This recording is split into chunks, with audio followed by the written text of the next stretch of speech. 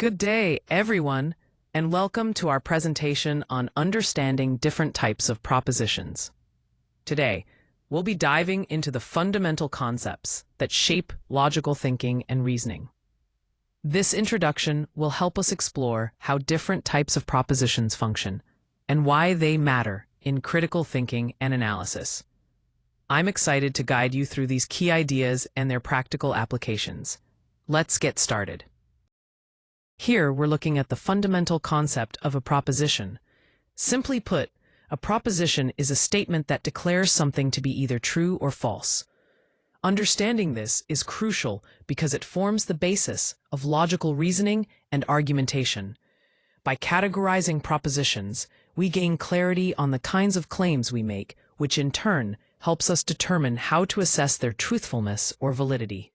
The image of the Scrabble board, with words like connections, people, ideas, and issues, reminds us that propositions connect different elements and thoughts, shaping meaningful discussions and problem-solving.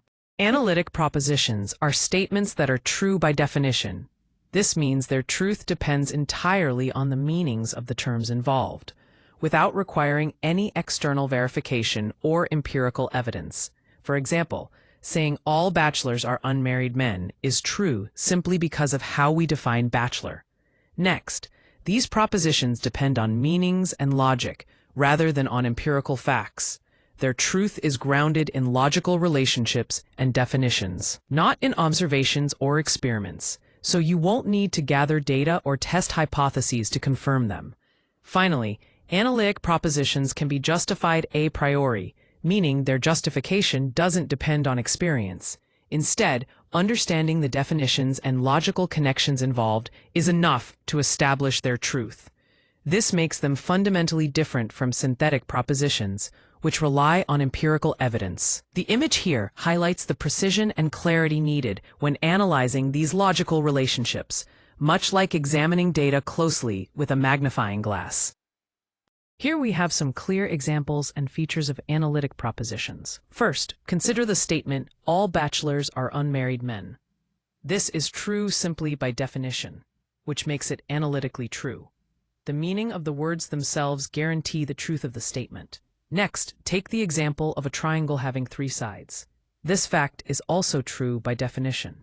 The concept of a triangle inherently includes having three sides, demonstrating its analytic nature. Finally, look at the logical consequence that if all humans are mortal, and Socrates is a human, then Socrates is mortal.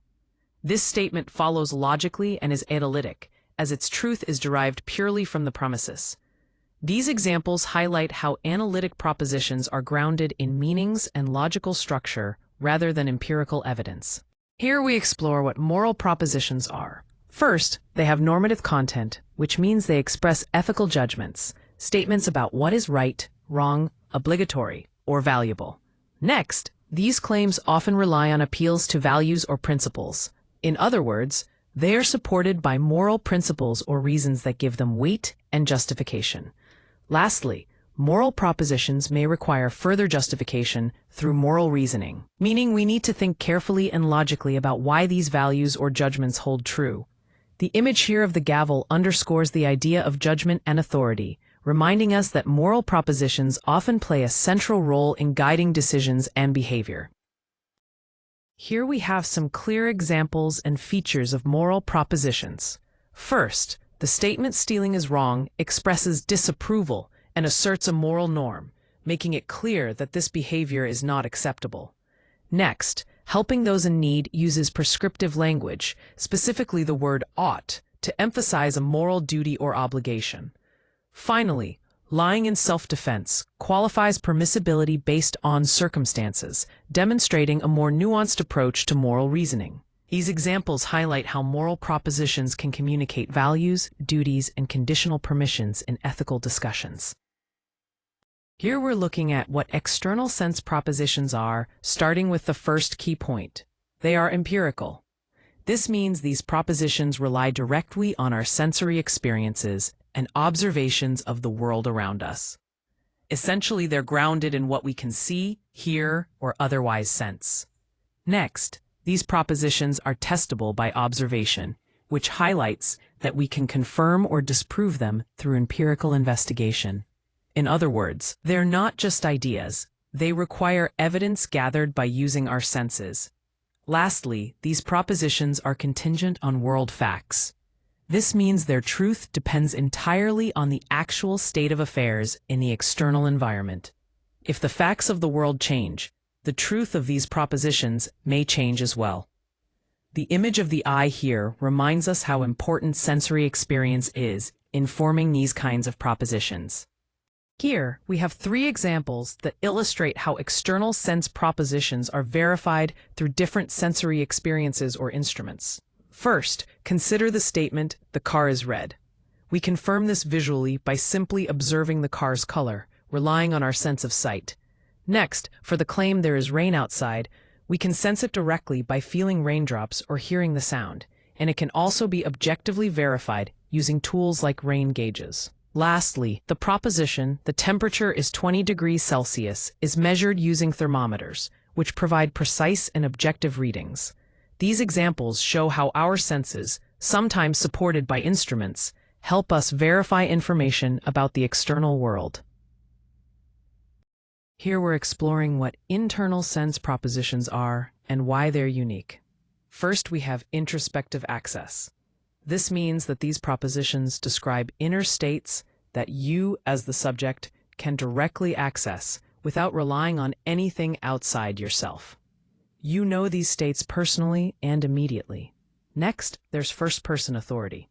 This highlights that the subject holds privileged knowledge of these mental states, often through a process of introspection. This knowledge is unique to the individual and not easily shared.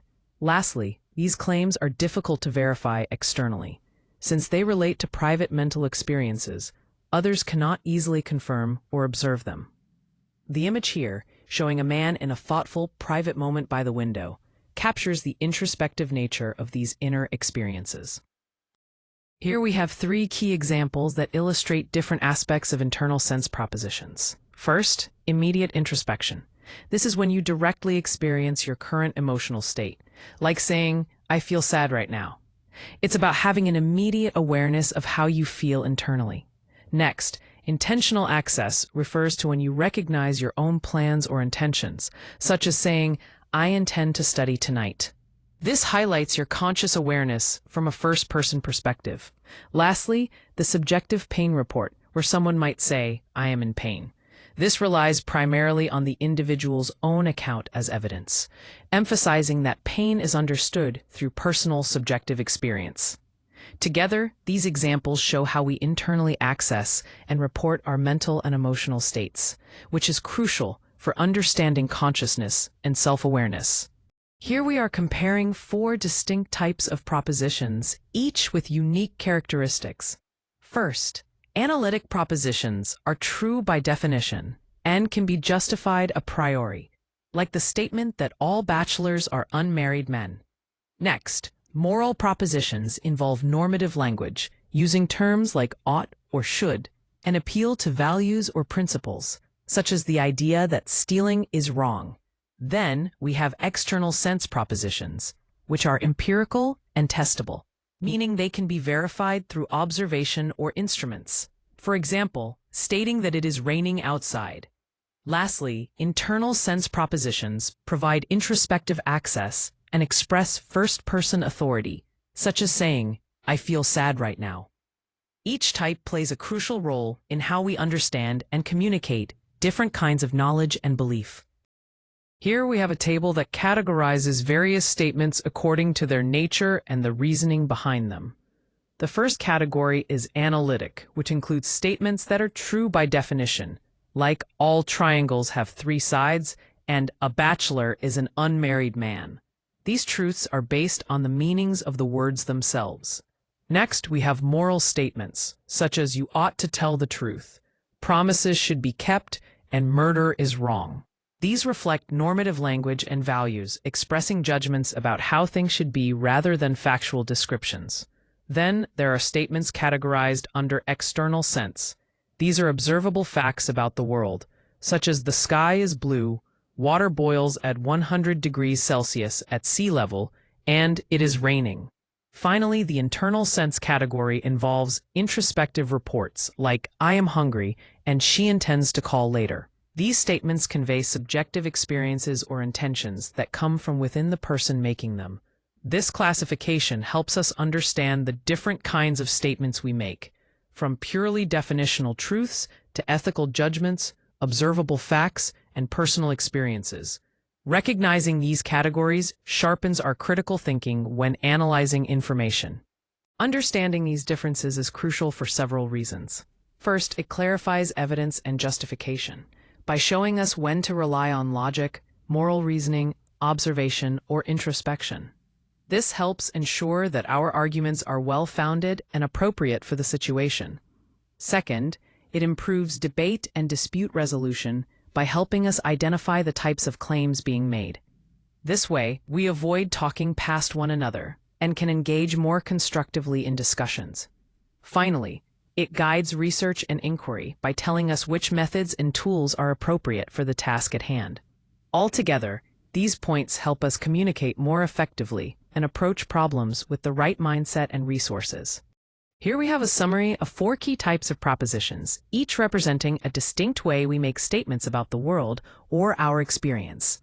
First, the analytic propositions. These are true by virtue of meanings alone, often definitional and logical. For example, when we say all bachelors are unmarried men, the truth lies within the concepts themselves. It's a priori knowledge, something we can know just by understanding the terms. Next, moral propositions. These are value-laden and prescriptive, requiring moral reasoning. Statements like "stealing is wrong" fall under this category. They express ethical judgments that go beyond mere facts. Then we have external sense propositions. These are observable and empirical claims that are testable and contingent on sensory data. For instance, the temperature is 20 degrees Celsius is something we can verify through measurement and observation. Lastly, D. Internal sense propositions focus on first-person reports of inner states. They're introspective, subjective, and not externally verifiable. An example is saying, "I feel sad right now." This highlights our personal, internal experiences. Each of these proposition types offers a different perspective on how we understand and communicate about reality, from logical truths to personal feelings, empirical facts, and moral values. The image here, showing a hand holding a card with a simple smiling face, reminds us of the human element, especially tied to internal states and subjective experience.